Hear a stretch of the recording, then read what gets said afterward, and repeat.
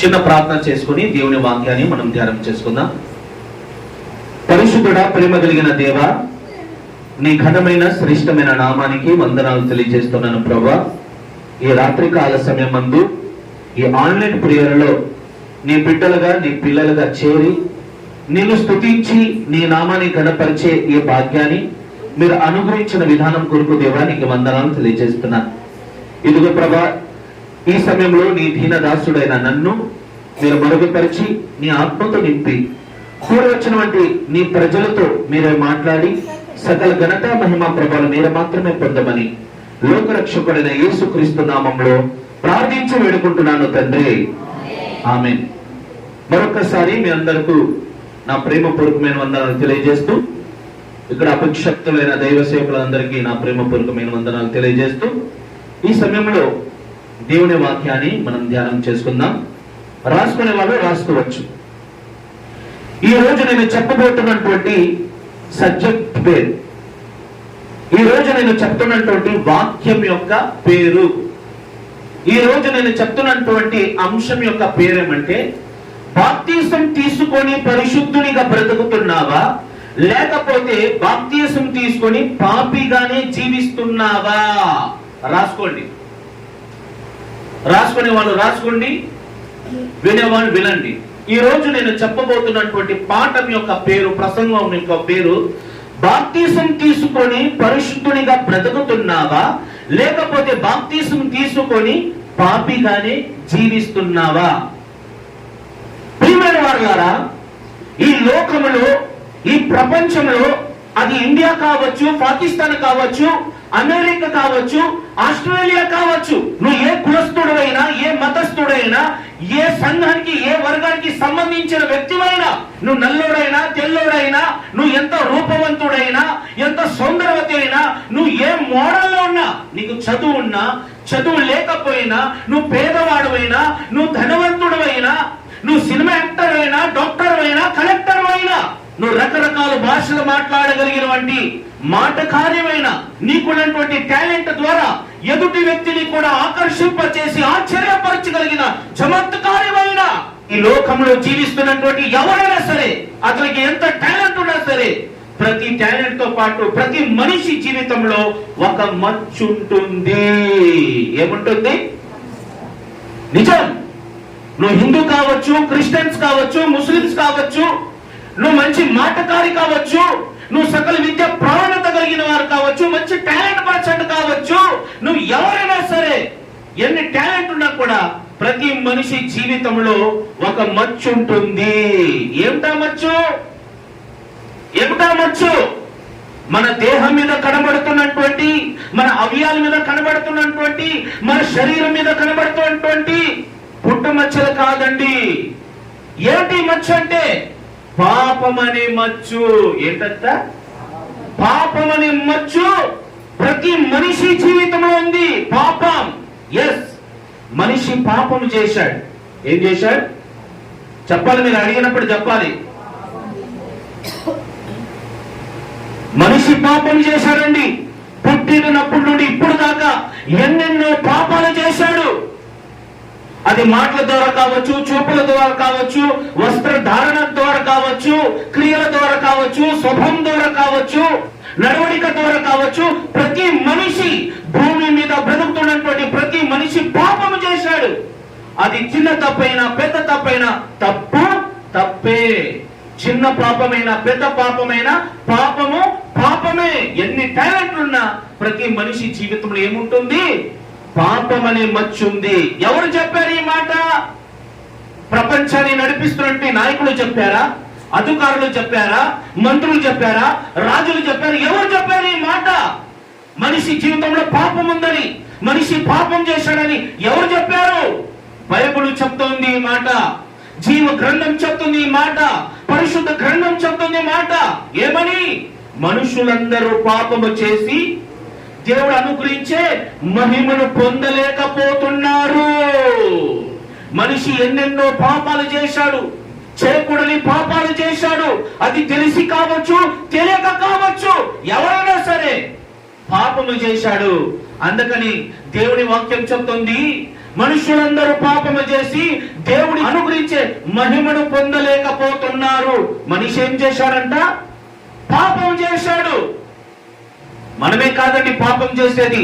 జీవ గ్రంథం, బైబుల్, పరిశుద్ధ గ్రంథం చెప్తున్నటువంటి మాట ఏమంటే, నీ తల్లిదండ్రులు చేసినటువంటి పాపాలు కూడా దోషముగా ఎవరి మీదకి వస్తున్నాయి? పిల్లల మీదకు వస్తున్నాయి. మనం చేసినటువంటి పాపాలు ఉన్నాయి, మన తల్లిదండ్రులు చేసిన పాపాలు ఉన్నాయి, మన ముత్తాతలు చేసినటువంటి పాపాలు ఉన్నాయి, మన పితరులు చేసిన పాపాలు ఉన్నాయి.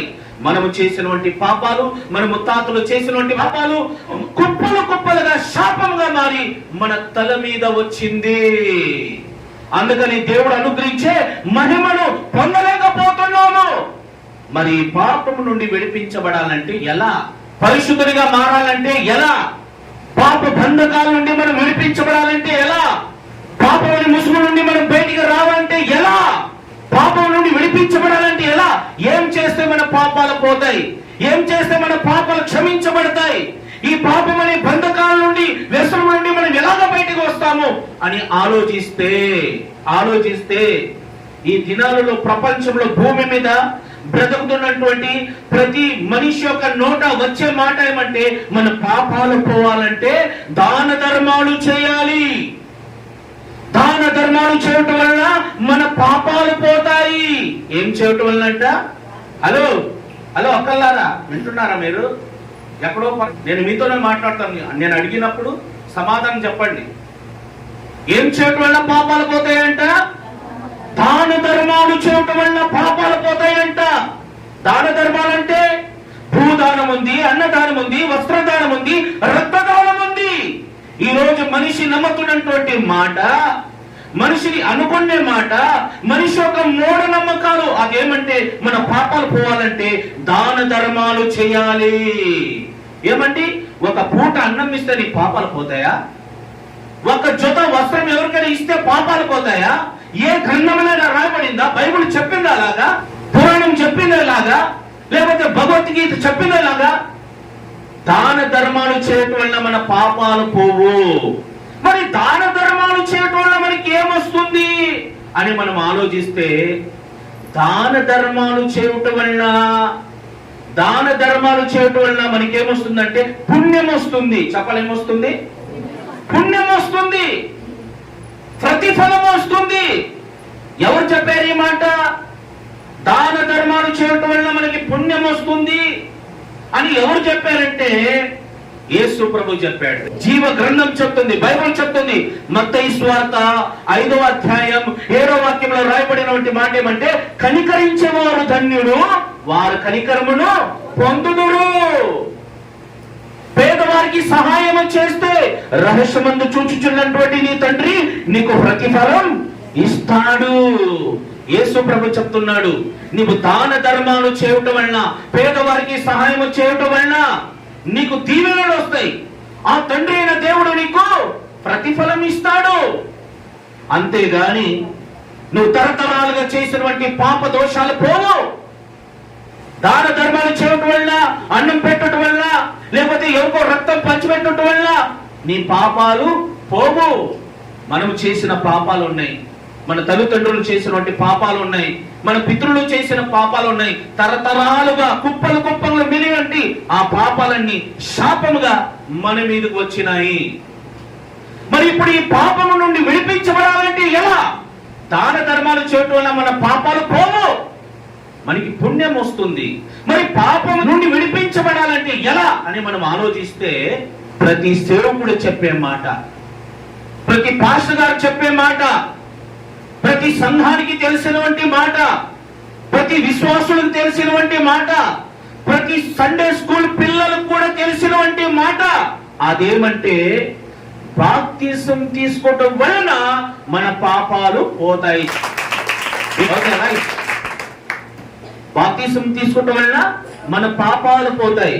అసలు బాప్తిసం ఎందుకు తీసుకోవాలి? వై? కిస్లే బాప్తిసం లేనా चाहिए? शादी के लिए नहीं. పెళ్లి కోసం బాప్తిసం తీసుకోవడం కాదు, లేకపోతే క్రైస్తవురాలుగా అనిపించుకోవడానికి బాప్తిసం తీసుకోవడం కాదు, లేకపోతే సంఘంలో ఒక సభ్యుడిగా అనిపించుకోవడానికి బాప్తిసం తీసుకోవడం కాదు. మరి బాప్తిసం ఎందుకు తీసుకోవాలి? బైబిల్ చెప్తుంది, మారు మనసు నిమిత్తం బాప్తిసం తీసుకోవాలి. దేని నిమిత్తం? మారు మనసు నిమిత్తం బాప్తిసం తీసుకోవాలి. నీ బ్రతుకు మార్చుకోవడానికి, నీ అలవాట్లు మార్చుకోవడానికి, నీ నోటి మాటలు మార్చుకోవడానికి, నీ చూపులు మార్చుకోవడానికి, నీ వస్త్రధారణ మార్చుకోవడానికి, నీ పద్ధతులు, అలవాట్లు, తలంపులు, నీ సొంత ప్రయోజనం మార్చుకోవడానికి, నీ జీవితాన్ని క్రీస్తుకి ఇవ్వడానికి, సమర్పించుకోవడానికి నువ్వు బాప్తిసం తీసుకోవాలి. ఎలా తీసుకోవాలి? తండ్రి, కుమార, పరిశుద్ధాత్మ నామములో. త్రియేక నామం అని నేను వాడను, కానీ జాగ్రత్త వినండి, నేను చెప్పే మాట. తండ్రి, కుమార, పరిశుద్ధాత్మ త్రియేక నామములో అని నేను వాడను, కానీ తండ్రి, కుమార, పరిశుద్ధాత్మ నామములో. సరే, మీరు త్రియేక అనుకుంటారో లేకపోతే ముగ్గురు అనుకుంటారో, ముగ్గురు అనుకున్నా ఒకరు అనుకున్నా ఆయన ఆయనే. తెలుగు స్తోత్రం. నేను ఉన్నవాడను, అనువాడను. ఏ విధము చేయటనైనను నువ్వు బాప్తిసం తీసుకోవాలి. మారు మనసు నిమిత్తం దేవుడికి నీ జీవితాన్ని అంకితం చేసుకోవడానికి నువ్వు బాప్తిసం తీసుకోవాలి. ఆ బాప్తిసం తీసుకోవటం వల్ల మన మీద ఉన్నటువంటి తరతరాలుగా వస్తున్నటువంటి ఈ శాపము, ఈ పాపము, ఈ దరిద్రత, ఈ కర్మము యేసు రక్తము చేత కడగబడుతుంది. బాప్తిసం ద్వారా మనం నీతిమంతులుగా, పరిశుద్ధులుగా, దేవుని యొక్క ప్రియ బిడ్డలుగా, దేవుని యొక్క సంఘముగా, దేవుని యొక్క సొత్తుగా మనం మార్చబడతాము. Okay, right. బాప్తిసము ద్వారా మన పాపాలు క్షమించబడతాయి. ఎప్పటి నుండి ఎప్పటి వరకు చేసినటువంటి పాపాలు క్షమించబడతాయి? చిన్నప్పటి నుండి, మనం చిన్నప్పటి నుండి ఇప్పటి వరకు చేసినటువంటి పాపాలు. అంటే ఇప్పుడు నాకు 37 సంవత్సరాలండి. ఈ 37 సంవత్సరాలు చిన్నప్పటి నుండి ఇప్పుడు దాకా నేను చేసినటువంటి పాపాలు బాప్తిసం ద్వారా పోతుంది. నీకు 50 సంవత్సరాలు అనుకోండి, నువ్వు 50 సంవత్సరాలు చిన్నప్పటి నుండి ఇప్పుడు దాకా, అది తెలిసి కావచ్చు, తెలియక కావచ్చు, నువ్వు చేసినటువంటి చిన్న పెద్ద పాపాలు ఇప్పుడు నీకు వయసు వచ్చినప్పుడు, నీకు బుద్ధి వచ్చినప్పుడు, నీకు జ్ఞానం వచ్చినప్పుడు, క్రీస్తుని అంగీకరించి ఇంకా నేను క్రీస్తు కొరకు బ్రతకాలని ఒక తీర్మానం చేసుకుని నువ్వు మారు మనసు నిమిత్తం నీ బ్రతుకు మార్చుకోవడానికి, నీ పద్ధతులు మార్చుకోవడానికి, నీ స్వభావం మార్చుకోవడానికి, ఆ క్రీస్తుకి నీ జీవితాన్ని అంకితం చేసుకోవడానికి ఎప్పుడైతే నువ్వు బాప్తిసం పొందుకుంటావో అప్పుడు నీ పాపాలు ఏమైపడతాయి? అమ్మా సమాధానం చెప్పండి అమ్మా, సమాధానం చెప్ప. తెలుగులే కదా మీరు? నాకు తెలుగు రాదు, ఇన్ని మాటలు చెప్పా. మీ సాకం ఎప్పుడు చూడాలి ఉంటారు. నాకు తెలుగు రాక ఇన్ని మాటలు చెప్తున్నాను. ఎప్పటి నుండి చేసినటువంటి పాపాలు? చిన్నప్పటి నుండి ఇప్పటి వరకు మనం చేసినటువంటి పాపాలు బాప్తిసము ద్వారా పోతుంది. ఇప్పుడు అసలైన పాయింట్ లో వస్తాను, జాగ్రత్త వినండి ఇక్కడ నుండి. ఇప్పుడు మనం బాప్తిసం తీసుకున్నాము కదా, ఇప్పుడు మన పాపాలు కడుగవేయబడ్డాయి. మన మీద ఉన్నటువంటి, మన పితరులు చేసినటువంటి, మన తల్లిదండ్రులు చేసినటువంటి పాపాలు కూడా మనలో ఉంటే బాప్తిసం ద్వారా ఇప్పుడు మనం క్షమించబడ్డాం. ఇప్పుడు మనం నీతిమంతులుగా మార్చబడ్డాం, దేవుని బిడ్డలుగా మార్చబడ్డాం, దేవుని సొత్తుగా మార్చబడ్డాం. ఇప్పుడు బాప్తిసం తీసుకోక మునుపు చిన్నప్పటి నుండి ఇప్పుడు దాకా చేసినటువంటి పాపాలు బాప్తిసం ద్వారా క్షమించబడితే, ఇప్పుడు బాప్తిసం తీసుకున్న తర్వాత, ఇప్పుడు ఈ మాట రాసుకోండి, బాప్తిసం తీసుకున్న తర్వాత చేసినటువంటి పాపాలు ఎలా పోతాయి? అర్థమైందా నేను చెప్పినటువంటి మాట? అంతకుముందేమో బాప్తిసం తీసుకుని మునుపు మనం పాపం చేశాం. ఇప్పుడు బాప్తిసం తీసుకున్నాం, బాప్తిసం తీసుకున్న తర్వాత చేసినటువంటి పాపాలు ఎలాగపోతాయి? ఏమండి ఎట్లా చూస్తున్నారంటే గుడ్లు గుడ్లాగా? నన్నేమన్నా కొడతారా మీరు? నేను చెప్తాను, వినండి, జాగ్రత్త వినండి. మీరు అనుకోవచ్చు, ఏం పాస్టర్ గారు కొత్త బోధ చేస్తున్నారు? అసలు మేము బాప్తిసం తీసుకునేందుకు మారు మనసు నిమిత్తమే కదా, మా బుద్ధులు మార్చుకోవడానికే కదా. నిజంగా నేను చెప్తున్నాను, ఒక సేవకుడుగా నన్ను సేవకుడు అనుకుంటారో, లేకపోతే మీ ఆత్మీయ కొడుకు అనుకుంటారో, తమ్ముడు అనుకుంటారో, బాబు అనుకుంటారో, ఏమనుకుంటే అనుకోండి. మీ గుండె మీద చేపెట్టి మీరు వ్యక్తిగతంగా ఆలోచించండి. బాప్తిసం తీసుకున్న తర్వాత పాపాలు చేసేవాళ్ళు ఉన్నారా లేదా? భాష గారు చెప్పండి. తలక ఊపడం కాదు, చెప్పాలి. బాప్తిసం తీసుకున్న తర్వాత పాపాలు చేసేవాళ్ళు ఉన్నారా లేదా? ఉన్నారు. Very good. అట్లా సమాధానం చెప్పాలి నాకు. అబద్ధాలు మాట్లాడే వాళ్ళు ఉన్నారా లేదా? బూతులు మాట్లాడే వాళ్ళు ఉన్నారా లేదా? దొంగతనం చేసే వాళ్ళు ఉన్నారా లేదా? నాకు తెలిసి బాప్తిసం తీసుకున్న తర్వాతే పాపాలు చేసే వాళ్ళు ఎక్కువ ఉన్నారు. ఎందుకు? అన్ని తెలిసిన ముదురులు కాబట్టి. అర్థమైందా మీకు? అన్ని తెలిసిన ముదురులే కాబట్టి బాప్తిసం తీసుకున్న తర్వాత పాపాలు చేసే వాళ్ళు కూడా ఉన్నారు. మరి ఒకప్పుడు మనం చేసినటువంటి పాపాలు బాప్తిసం ద్వారా క్షమించబడితే, ఇప్పుడు బాప్తిసం తీసుకున్న తర్వాత కూడా మనము తెలిసి తెలియక అందులో కూడా తెలిసి తెలియక పొరపాటున చిన్న మిస్టేక్ పాపాలు చేయాలని ఉద్దేశం కాదు, అయినా కూడా చిన్న పొరపాట్లు జరిగిపోయాయి, పాపాలు చేశాం. మరి బాప్తిసం తీసుకున్న తర్వాత చేసినటువంటి పాపాలు క్షమించబడాలంటే ఎలాగ క్షమించబడతాయి అని మనం ఆలోచిస్తే, మనకి ప్రతి నెల పాస్టర్ గారు బల్లారాధన ఇస్తారు. అర్థమైందా మీకు? క్రీస్తుకి సాదృశ్యమైన రొట్టె ద్రాక్షారసం ఇస్తారు, బల్లారాధన. కొన్ని సంఘాలలో నెల ఇస్తారు, మరి కొన్ని సంఘాలలో వారం ఇస్తారు. సరే, మీరు వారాలు అనుకుంటారో నెల అనుకుంటారో అనుకోండి, వారాలు అనుకుందాం. ప్రతి వారము దైవ సేవకుడు మనకి బల్లారాధన ఇస్తాడు. ఈ బల్లారాధన ద్వారా క్రీస్తు యొక్క శరీరాన్ని తీసుకొని క్రీస్తు యొక్క రక్తము తాగటం వలన మన పాపాలు క్షమించబడతాయి. ఏం పాస్టర్ గారు కొత్తగా చెప్తున్నారు మీరు? దీనికి ఏమైనా రుజువు ఉందా? బాప్తిసం తీసుకోవటం వల్ల పాపాలు పోతాయని మనం విన్నాము, కానీ బాప్తిసం అనే క్రీస్తు రక్తముతో, లేకపోతే నీటి బాప్తిసం, లేకపోతే నీటితో స్నానం చేయటం వల్ల, ముంచుట బాప్తిసం తీసుకోవటం వల్ల, బాప్తిసం పొందటం వల్ల పాపాలు పోతాయని మనం విన్నాము, కానీ క్రీస్తుకి సాదృశ్యమైన రక్తము తాగుట వలన మన పాపాలు పోతాయని కొత్తగా వింటున్నామంటే, మీకు ఇప్పటిదాకా అది ఎవరు చెప్పలేదు. దానికి ఏమైనా రుజువు ఉందా బైబిల్లో అంటే ఉంది. చూద్దాం మనం.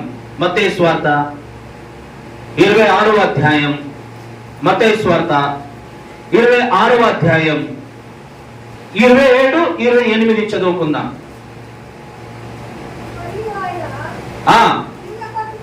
గిన్నె పట్టుకొని కృతజ్ఞతాస్తుతులు చెల్లించి వారికిచ్చి, దీనిలోనిది మీరందరూ తాగుడి, ఇది నా రక్తము, అనగా పాప క్షమాపణ నిమిత్తం. మన చదువు రిపీట్. అనగా పాప క్షమాపణ నిమిత్తము అనేకుల కొరకు చిందింపబడుచున్న నిబంధన రక్తము. చాలండి. దేని కొరకు కార్చాడంట? పాప క్షమాపణ నిమిత్తము. ఇంకా యేసు ప్రభుని సిలువ వేయలేదు, ఇంకా శత్రువుల చేతికి అప్పగింపబడలేదు. శత్రువుల చేతిలో అప్పగింపబడక మునుపు ఆ రాత్రి రొట్టె ఎత్తుకొని తన శిష్యులకి ఇచ్చి ఈ మాట చెప్తున్నాడు, ఈ రక్తం దేని కొరకు కార్చాడు? పాప క్షమాపణ నిమిత్తము. చదవమ్మా. అనేకుల కొరకు చిందింపబడుచున్న నిబంధన రక్తము. చాలండి వినండి. ఇప్పుడు దేని కొరకు అంట? దేనికోసమంట? పాప క్షమాపణ నిమిత్తం. అంటే యేసు రక్తంలో ఏముంది? ఇప్పుడు క్షమాపణ ఉంది. ఇంకొక రిఫరెన్స్ మీకు చెప్తాను, మీరు చదవబాకండి. హెబ్రీయులకు రాసిన పత్రిక 4వ అధ్యాయం 12వ వాక్యం ఒకసారి చదవండి ప్లీజ్. హెబ్రీయులకు రాసిన పత్రిక 4వ అధ్యాయం. కొంచెం బిగ్గరంగా చదివేవాడు కావాలి నాకు, బిగ్గరంగా చదివేవాడు మంచిగా. హెబ్రీయులకు రాసిన పత్రిక 4వ అధ్యాయం 12వ వాక్యం. ఎందుకనగా దేవుని వాక్యము సత్యమై బలము గలదై రెండంచెలు కలిగిన ఎటువంటి ఖడ్గము కంటెను వాడిగా ఉండి ప్రాణాత్మలను, కీలను, మూలుగులను విభజింతలను పట్టుకు దూరుచు హృదయం యొక్క తలంపులను, ఆలోచనలను కలిగించుచున్నది. చాలండి. దేవుని వాక్యం ఏం చేస్తుందంట? మన అవయములో వెళ్ళి, మన శరీరంలో వెళ్ళి, మన దేహంలో వెళ్ళి, నరనరాలలో వెళ్ళి అది పరిశుద్ధపరుస్తుందంట. ఏమిటది? దేవుని వాక్యం. కాబట్టి దేవుని వాక్యమే మన శరీరంలో వెళ్ళి, మన అవయాలలో వెళ్ళి, మన రక్త కణాలలో వెళ్ళి, నరనరాలలో వెళ్ళి పవిత్రపరిచినప్పుడు నిర్దోషమైన రక్తం, నిష్కలంకమైన రక్తం, పరిశుద్ధమైన రక్తం, ఆ యేసు రక్తం మన శరీరంలో వెళ్తే అది మమ్మల్ని క్షమించదా? పరిశుద్ధపరచదంటే పరుస్తుంది. పాప క్షమాపణ నిమిత్తము మీ కొరకు కార్చిన వంటి ఇది నిబంధన రక్తం. బాప్తిసం తీసుకున్న తర్వాత మనం చేసినటువంటి పాపాలు క్షమించబడాలంటే మనం బల్లారాధనలో పాలు పొందాలి. ఏం పొందాలి? పాలు పొందాలి. కానీ పొందుతున్నారా?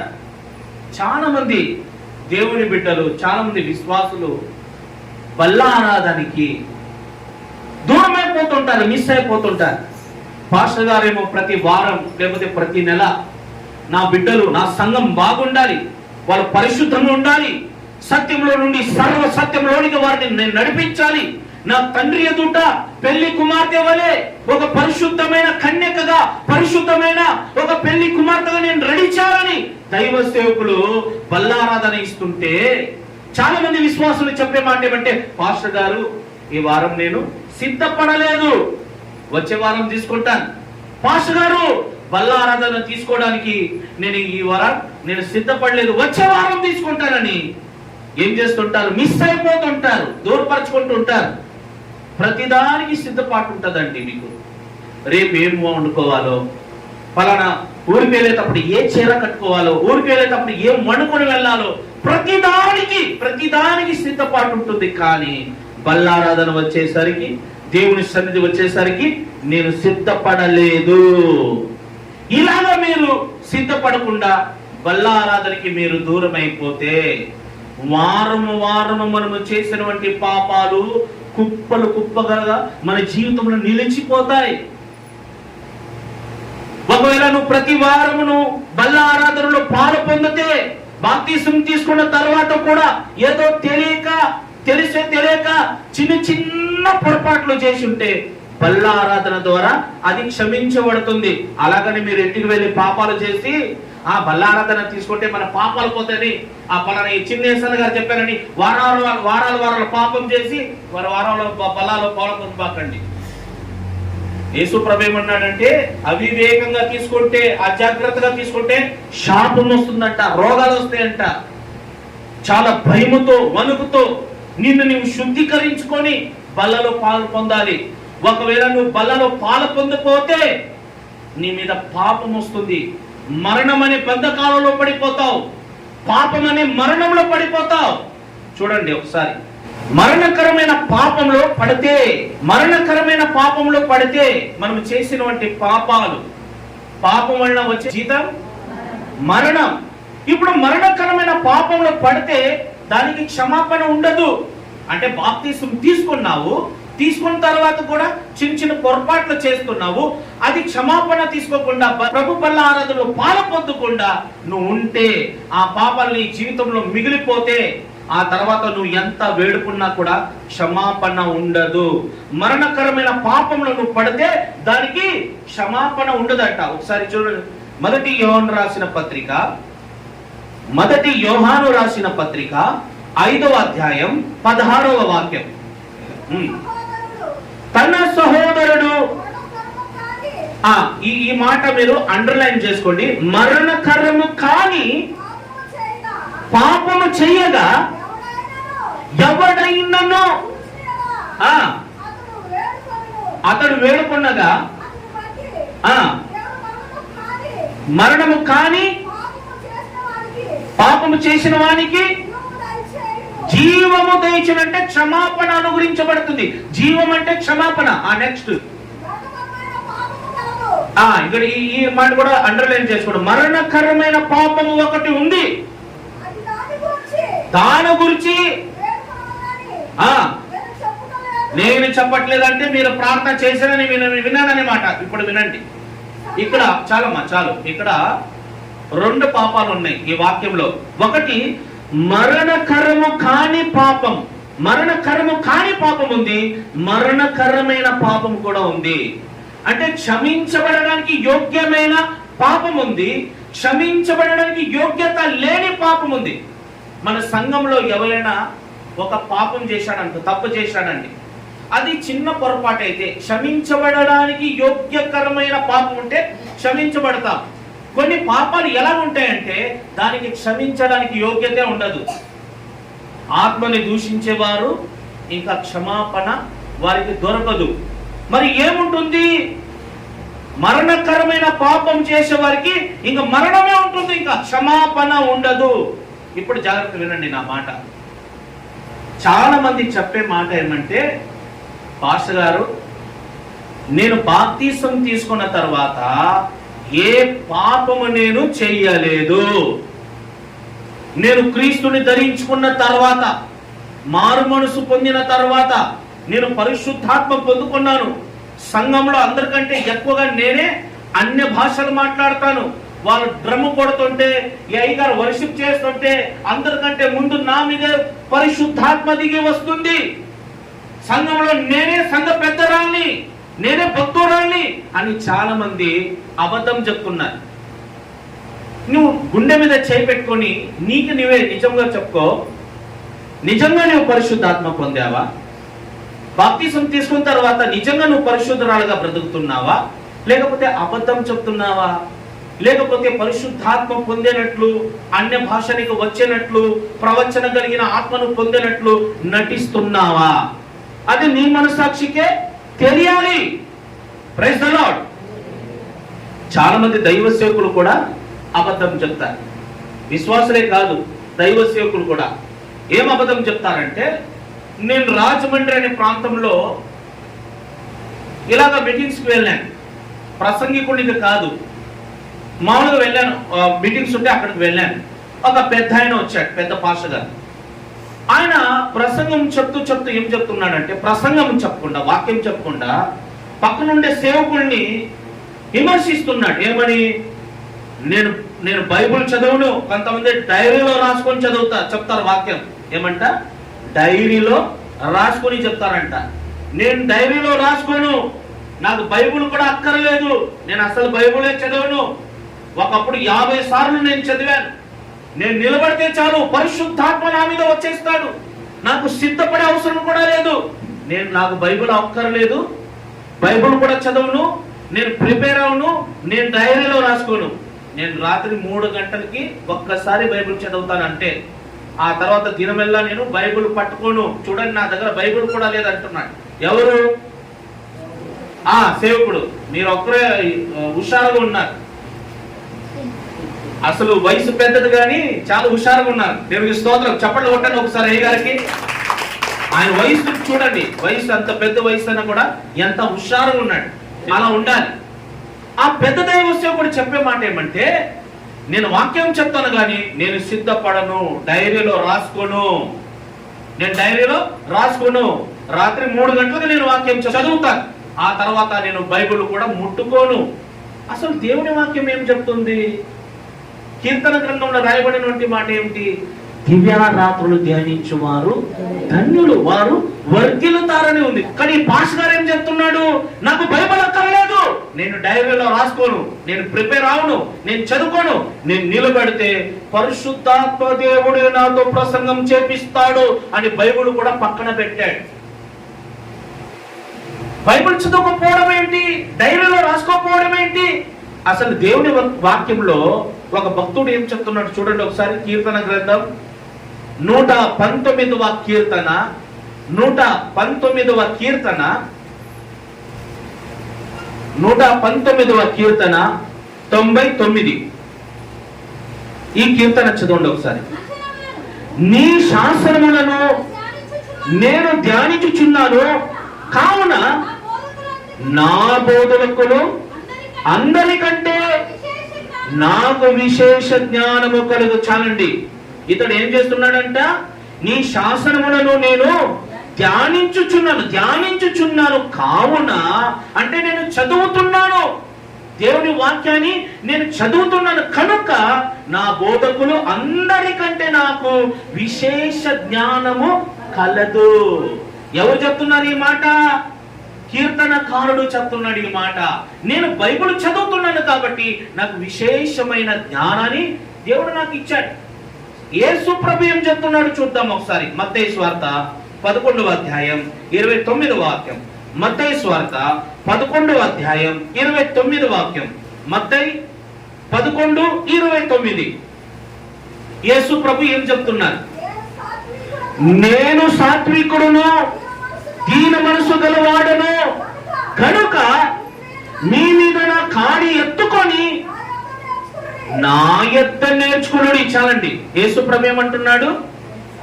నేను సాత్వికుడు, దీన మనసుని కనుక మీరు కూడా నా దగ్గర నేర్చుకోండి, నేర్చుకోమని చెప్తున్నాడు. ఆ పైన ఉన్న వ్యక్తి ఏమన్నాడు?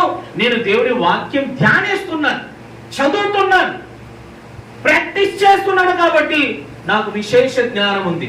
యేసు ప్రభు ఏమంటున్నాడు? దీన మనసు కలిగి నా దగ్గర వచ్చి మీరు నేర్చుకోండి అని చెప్తుంటే ఈ పాస్టర్ అంటున్నాడు, నాకు బైబిల్ అక్కర్లేదు, నాకు డైరీ అక్కర్లేదు, నేను నిలబడితే చాలు పరిశుద్ధాత్మ దేవుడు మాట్లాడతాడు. ఎవరికి చెప్పారు ఈ మాట? యేసు ప్రభు చెప్తున్నాడు, నా దగ్గర నేర్చుకోండి. యోహాను సువార్త, నెక్స్ట్ యోహాను సువార్త 8వ అధ్యాయం 26వ వాక్యం. ఈ రోజు పాటలు, హల్లెలూయా, స్తోత్రాలు ఏముండవు, వాక్యం మాత్రమే ఉంటుంది. ఓకేనా? ఇప్పుడు నేను ప్రసంగం మధ్యలో 10 పాటలు పాడాను అనుకోండి, ఇంకా ప్రసంగం ఉండదు. ఇంకా నేను పాటలు పాడేటప్పుడు పాటలు పాడతాను, వాక్యం చెప్పేటప్పుడు వాక్యం చెప్తాను. యోహాను సువార్త 8వ అధ్యాయం 26వ వాక్యం మధ్యలో నుండి చదవండి. నేను అక్కడ యోహాను సువార్త 8వ అధ్యాయం 26వ వాక్యం.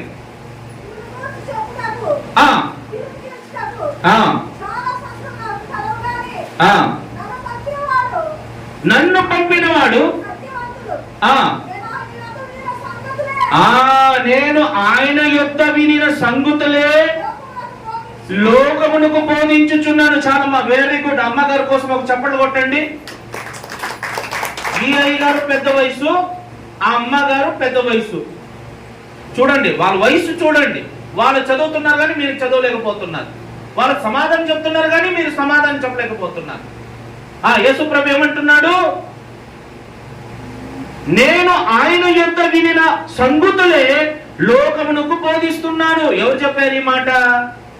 చెప్పండి అమ్మా, ఎవరు చెప్పారు ఈ మాట? యేసు ప్రభు చెప్తున్నాడు. ఎవరి దగ్గర నేర్చుకున్నాడంట? తండ్రి అయిన దేవుని దగ్గర. నా సొంత మాటలు కాదు, నా తండ్రి దగ్గర నేను నేర్చుకొని వచ్చాను. నేను ఆయన యొక్క వినిన సంగతులే మీకు బోధించుచున్నాను. ఇప్పుడు 26 చదివారు కదా, 28 చదవండి ఒకసారి. అక్కడే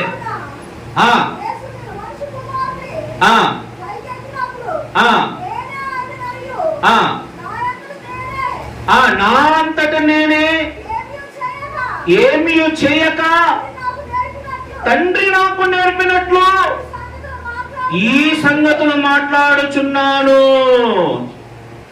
యేసుప్రభు ఏమంటున్నాడు? నా తండ్రి దగ్గర ఏదైతే నేను నేర్చుకున్నానో అదే మీకు చెప్పుతున్నాను. అంటే యేసు ప్రభు కూడా తండ్రి దగ్గర నేర్చుకున్నాడంట. తండ్రి చెప్పే మాటలు విని మీకు బోధిస్తున్నానని చెప్తాను. యోహాను సువార్త 14వ అధ్యాయం 10వ వాక్యం. ఈ రోజు మీకు బైబిల్ తిప్పేస్తాను. ఈ రోజు మీకు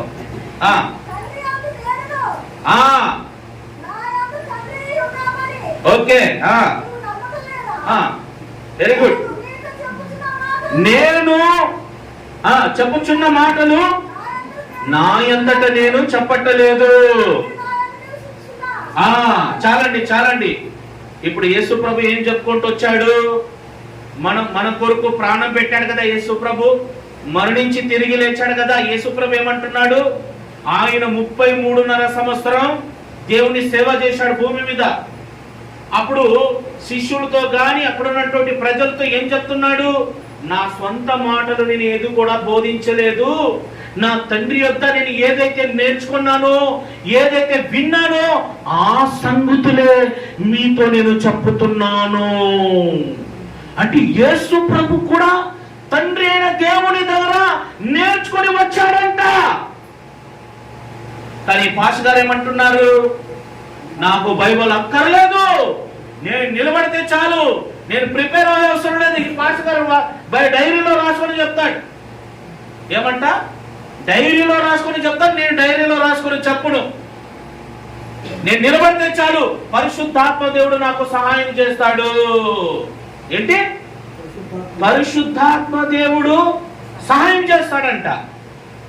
అసలు పరిశుద్ధాత్మ దేవుడి గురించి ఇప్పుడు మీరు విన్నారంటే ఈ పాస్టర్ గారు నిజం చెప్తున్నాడు, అబద్ధం చెప్తున్నాడు, ఇప్పుడు మీకు అర్థమైపోతుంది. చూడండి ఒక వాక్యం, పరిశుద్ధాత్మ దేవుడు ఏమంటున్నాడు చూడండి. యేసు ప్రభు కాదు, పరిశుద్ధాత్మ దేవుడు ఏమంటున్నాడు చూడండి. యోహాను సువార్త 16వ అధ్యాయం 13వ వాక్యం రాసుకోండి. యోహాను సువార్త 16వ అధ్యాయం 13వ వాక్యం. అనగా సత్య స్వరూపి అయిన ఆత్మ వచ్చినప్పుడు మిమ్మను సర్వసత్యములోనికి నడిపించును. ఆయన తన్నంతట తానే ఏమి బోధింపక వేటిని వినును వాటిని బోధించును. అర్థమైందా మీకు? పరిశుద్ధాత్మ వచ్చి సత్యంలో నుండి సర్వసత్యంలోనికి మిమ్మల్ని నడిపిస్తాడు.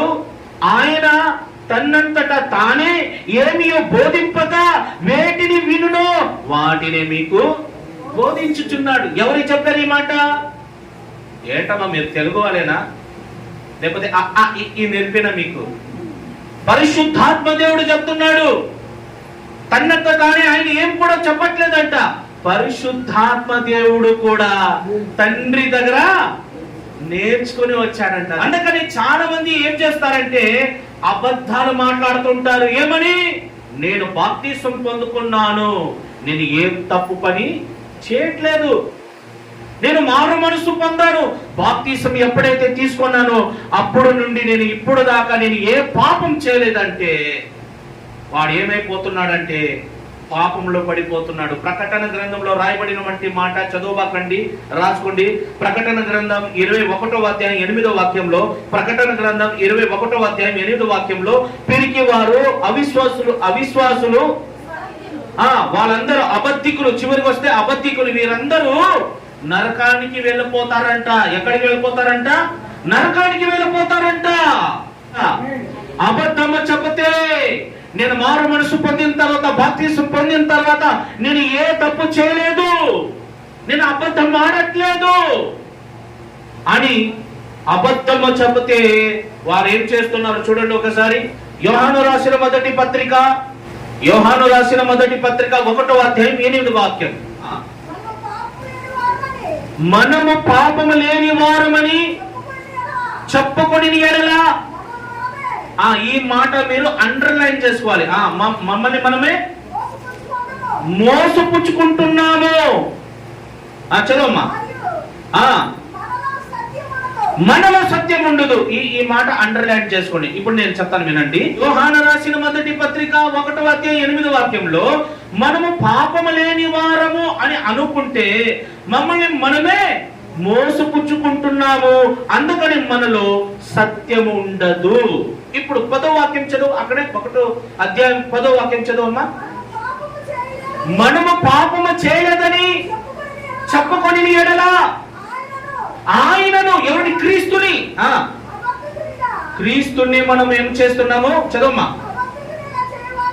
అబద్ధికులుగా చేస్తున్నారంట. పైనేమో మేము పాపం చేయలేదని మనకు మనమే మోసం చేసుకున్నాము. ఇప్పుడు మేము పాపం చేయలేదని క్రీస్తునే ఏం చేస్తున్నాం? అబద్ధికుడుగా చేస్తున్నాం. చదువు నెక్స్ట్. ఆయన వాక్యం మనలో ఉండదంట. అంటే మనం ఏ పాపం చేయలేదు అనుకుంటే, ఒకటి పైన వాక్యంలో మనకు మనమే మోసపుచ్చుకుంటున్నాము, కింద చూస్తే క్రీస్తుని అబద్ధికుడుగా చేస్తున్నాం. పైనేమో సత్యం ఉండదు, కిందేమో వాక్యం ఉండదు. వాక్యము లేకపోతే, సత్యము లేకపోతే ఇక నీకు పరలోకం ఎక్కడా? యేసుప్రభు ఏమన్నాడంటే వాక్యమే దేవుడు, దేవుడే వాక్యం. నేనే సత్యము, నేనే జీవము, నేనే మార్గము. ఆ మార్గమే నీలో లేకపోతే, ఆ సత్యమే నీలో లేకపోతే ఇప్పుడు అతడు ఎక్కడ పడుతున్నాడో తెలుసా? అబద్ధం మాట్లాడే వాళ్ళందరూ మరణకరమైన పాపంలో పడిపోతున్నారు. ఎక్కడ? మరణకరమైన పాపంలో పడిపోతున్నారు. మరణకరమైన పాపం. ఏమండి మీకు బోర్ కొడుతుందా? చెప్పండి అమ్మా. నాకేమో పాటలు రావడం, మీలాగా రాగాల్లో 10 రాగాలు వేసి పాడడానికి. నేను హల్లెలూయా స్తోత్రాలు చెప్తున్నాను అనుకోండి, నిద్రపోయే వాళ్ళు చెప్పండి గట్టిగా హల్లెలూయా, ఆకలేసిన వాళ్ళు చెప్పండి హల్లెలూయా. మధ్య మధ్యలో పాట పాడారంటే నేను వాక్యం ఎక్కడ చెప్తాను? ఒక ప్రసంగం చేయాలంటే 2-3 గంటలు కావాలి. ఇప్పుడు నేను బాప్తిసం తీసుకున్న తర్వాత నేను ఏ పాపము చేయలేదని అబద్ధం మాట్లాడితే వాడు ఎక్కడ ఉన్నాడు? మరణకరమైన పాపంలో ఉన్నాడు. ఇప్పుడు మరణకరమైన పాపంలో ఉన్నవాడు ఏం చేస్తాడు? కరెక్ట్ గా 12 గంటలు ముగించి మీకు ఇస్తాను. నన్ను అట్లా చూడవాకండి మీరు. ఇది నా సమయం. మీరైతే రాగాల్లో 10 రాగాలు వేసి పాటలు పాడవచ్చు, ఎగరవచ్చు, వర్షిప్ చేయవచ్చు. మరి నా సమయం వస్తే అట్లా చూస్తున్నారేంటి? ఈ రోజు మిమ్మల్ని విడిచిపెట్టను నేను. అసలు ఇది ఏ కార్యక్రమం ఇది? ఇది ఏం ప్రేయర్? ఇది ఆన్లైన్ ప్రేయర్. ఆన్లైన్ అంటే పొద్దున 4 గంటల దాకా. అది ఆన్లైన్ అంటే ఎప్పుడు దాకా ఉండాలి? మీరు చెప్పండి. ఆన్లైన్ అంటే ఎప్పుడు దాకా ఉండాలి? చెప్పాలమ్మా, తొందరగా చెప్పాలి. నా టైం వేస్ట్ అయిపోతుంది. ఏదో ఒకటి చెప్పమ్మా. 3 గంటల దాకంట. ఓకే సరే, 3 గంటల దాకా, 2 గంటల దాకా చెప్తాను, 3 గంటలకు ముగిస్తాను. ఓకేనా అమ్మా? మీకు దండాలమ్మా. 12 గంటలు ముగిస్తానులే. నా సమయంలో మీరు చూసుకోండి. దేవునికి స్తోత్రం. ఓకే, కరెక్ట్ గా నేను ముగిస్తాను. 12 గంటల లోపల నేను ముగించడానికి ప్రయత్నిస్తాను. జాగ్రత్త వినండి. చాలా విలువైన మాటలు, చాలా విలువైన. నేను జోకులు చెప్పట్లేదు, వ్యర్థమైన మాటలు వాక్యమే చెప్తున్నాను. అదే అందుకని రాసుకోండి. ఓకే, విందాం. మరణకరమైన పాపంలో మనం పడిపోతున్నాం. మనం ఏ పాపం చేయలేదంటే అతడు మరణకరమైన పాపంలో పడిపోతున్నాడు. ఇప్పుడు ఈ మరణకరమైన పాపంలో ఉన్నవాడు ఏం చేస్తాడు? జాగ్రత్త వినాలి. మరణకరమైన పాపంలో ఉన్నవాడు ఏం చేస్తాడు? 1, తన సహోదరుని ద్వేషిస్తాడు. 2దిగా దేవుని సన్నిధి అనగా సహవాసానికి రాకుండా మానేస్తాడు. మీ భాషలో చెప్పాలంటే దేవుని మందిరానికి రాకుండా మానేస్తాడు. అది ఆదివారం ఆరాధన కావచ్చు, బుధవారం స్త్రీల కూడిక కావచ్చు, శుక్రవారం ప్రార్థన కావచ్చు, శనివారం కనిపెట్ట కూడిక కావచ్చు, ఏ కార్యక్రమైనా మానేస్తాడు. మరణకరమైన పాపంలో ఉన్నవాడు 1 సహోదరుని ద్వేషిస్తాడు, 2దిగా దేవుని మందిరానికి రాకుండా మానేస్తాడు. సహోదరుని ద్వేషించేవాడు మరణకరమైన పాపంలో ఉన్నవాడు. ఏంటి విచిత్రంగా ఉంది మాట? ఏంటి? సహోదరుని ద్వేషిస్తే మరణకరమైన పాపమా? మరణం వస్తుందా? శాపం వస్తుందా అంటే ఖచ్చితంగా వస్తుంది. చూడండి ఒకసారి యోహాను రాసిన మొదటి పత్రిక 3వ అధ్యాయం 15వ వాక్యం. నాన్న కొంచెం కూర్చోను, ప్రశాంతంగా కూర్చోను. మీకు టీ కూడా వచ్చినాయి, చక్కగా టీ తాగుతూ ఉండండి. బైబిల్ చదివేవాళ్ళు బైబిల్ చదవండి. మంచినీళ్ళు కావాలంటే తాగవచ్చు, మధ్యలో లేచి వెళ్ళిపోవచ్చు. ఎందుకంటే నేను ఎవరిని ఇబ్బంది పెట్టను. అలాగని 10 మందిని తీసుకొని వెళ్ళబాకండి. నా స్టాండ్ ఉంటే మాత్రం తనబాకండి. చక్కగా టీ తాగండి, మంచినీళ్ళు తాగండి, అలాగ వెళ్ళి ఇలాగ రండి. 10 మందిని తీసుకొని వెళ్ళబాకండి. ఓకేనా? Okay, right. యోహాను స్వార్త మొదటి యోహాను రాసిన పత్రిక 3వ అధ్యాయం 15వ వాక్యం. తన సహోదరుని ద్వేషించేవాడు నరహంతకుడు. ఏ నరహంతకుని అందుడు నిత్య జీవం ఉండదు అంటే క్షమాపణ ఉండదు. మరి ఏముంటుంది? చదవాలి. చాలు, అది కాదు కానీ ఇప్పుడు 15వ అధ్యాయం ఉంది కదా, దాని పై నుండి కొంచెం చదవమ్మా. పై నుండి 15వ వాక్యం ఉంది కదా, దాని పైన ప్రేమ లేనివాడు, అక్కడ నుండి చదువు. ప్రేమ లేనివాడు మరణమందు నిలిచిన వాడు. చాలండి. సహోదరుని ద్వేషిస్తాడు. మరణకరమైన పాపలు ఉన్నవాడు తన సహోదరుని ద్వేషిస్తాడు. చాలా మంది అండి ఎదుటి వ్యక్తిని ద్వేషిస్తుంటారు, కించపరుస్తుంటారు, ఎదుటి వ్యక్తిని ఎగతాళి చేస్తుంటారు. కొంచెం ఒక వ్యక్తి ఎర్రగా ఉన్నాడు అనుకోండి, నల్లగా ఉండేవాడి నువ్వు నల్లోడా అని ఎగతాళి చేస్తుంటారు. ఇవి కొంచెం హైట్ ఉన్నారనుకో, పుట్టుని చూసి పుట్టోడా అని ఎగతాళి చేస్తుంటారు. ఇవి కొంచెం మంచిగా పాట వచ్చింది అనుకోండి, పాట రాని వారికి ఎగతాళి చేస్తుంటారండి. అసలు దేవుని వాక్యం ఏం చెప్తుంది తెలుసా? అయ్యా కొంచెం అది స్టాండ్ జాగ్రత్త తీసుకోండి, తొందరగా తీసుకోండి. అమ్మా నువ్వు తీసుకోండి, చక్కగా తీసుకోండి. దైవ సేవకులు వచ్చినప్పుడు తీసుకోండి అమ్మా. టీ కూడా తీసుకోవడానికి నువ్వు తీసుకొని పక్కన ఉండే వారికి ఇవ్వు, లేకపోతే నాకేవు. తర్వాత దేవుని వాక్యం చెప్తుంది, వినండి అమ్మా. అమ్మో మీకు టీ ఇవ్వడమే పెద్ద దండగా. నా వైపు చూడండి, కొంచెం టీ తాగుతూ చూడండిలే. ఓకే, మీద కార్చుకోవాకండి. మళ్ళా దేవుని వాక్యం చెప్తుంది, నీ సహోదరుని వేరుతోడా అంటే పాపం అంట. వేరుతోడా పడిగ మాలిన వాడు అంటే పాపం. అతడు మరణమందు నిలిచిన వాడు. మోషే దేవుని మందిరన్నిటిలో నమ్మకస్తుడు. కానీ చిన్న పొరపాటు అండి, చిన్న మాట దేవుని ప్రజల్ని ద్రోహులారా అనినందుకు పాలు తేనె ప్రవహించే దేశంలో అతడు వెళ్ళలేకపోయాడండి. ఎవరు? మోషే. నీ తోటి సహోదరుని వేరుతోడా అని చెప్పకూడదు, పనిగ మాలిన వాడని చెప్పకూడదు. ఒక మాట చెప్తాను, జాగ్రత్త వినండి. నేను హోసన్నా మినిస్ట్రీలో దైవజనుడు యేసన్న గారి దగ్గర సేవ చేసేటప్పుడు ఇక్కడ గుంటూరు పక్కన పెద్దనందిపాడులో పాస్టర్ హోసన్న మినిస్ట్రీలో దైవజనుడు ఆయన మంచిగా పాట పాడుతూ ఉంటాడు. కొంచెం కామెడీ మనిషి అనే మాట, ఎగస్ట్రా ఎక్కువ, భక్తి తక్కువ, ఎగస్ట్రా ఎక్కువ అనే మాట. ఓకే, హోసన్న మందిరంలో నేను యేసన్న గారి దగ్గర ఉన్నప్పుడు, అప్పుడు నాకు తెలుగు రాదండి, కొత్తగా వచ్చాను నేను. అక్కడ సేవ చేస్తున్నాను. సేవ చేసేటప్పుడు ఆ పెద్దనందిపాడలో హోసన్న ప్రార్థన మందిరం కొత్తగా కడుతున్న పరిచర్య జరుగుతుంది. అప్పుడు యేసన్న గారు నన్ను ఇంకా కొంతమంది దైవ సేవకుని, అంటే బ్రదర్స్ ని, చిన్నపిల్లలు కదా మేము, దగ్గర ఒక 5గురిని, అరే అక్కడ పెద్దనందిపాడులో మన హోసన్న చర్చ్ కట్టబడుతుంది, అక్కడ వెళ్ళండి, పరిచరించండి, మందిరం పని చేయండి అని పంపాడు యేసన్న గారు. సరే మేము 5గురు అక్కడికి వెళ్ళాం.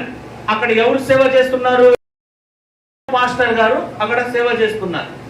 సరే వెళ్ళి మందిరం పని జరుగుతూ ఉంది. ఇసుక మోసేవాళ్ళు ఇసుక మోస్తున్నారు, రాళ్ళు మోసేవాళ్ళు రాళ్ళు మోస్తున్నారు, పని చేసేవాళ్ళు పని చేస్తున్నారు. వాళ్ళతో పాటు మేము కూడా దేవుని పని, దేవుని పరిచర్య, దేవుని పని ఎంత చేస్తామో, దేవుని కొరకు ఎంత ప్రయాసపడతామో అంత దీవెనలు వస్తాయి, అంత ఆశీర్వాదాలు వస్తాయి అని కష్టపడి దేవుని పని మనం చేస్తున్నాం, కష్టపడుతున్నాం. చెమట కారుతోంది, అక్కడక్కడ దెబ్బలు తగిలినాయి. దేవుని పని కదా హోసన్న ప్రార్థన మందిరం.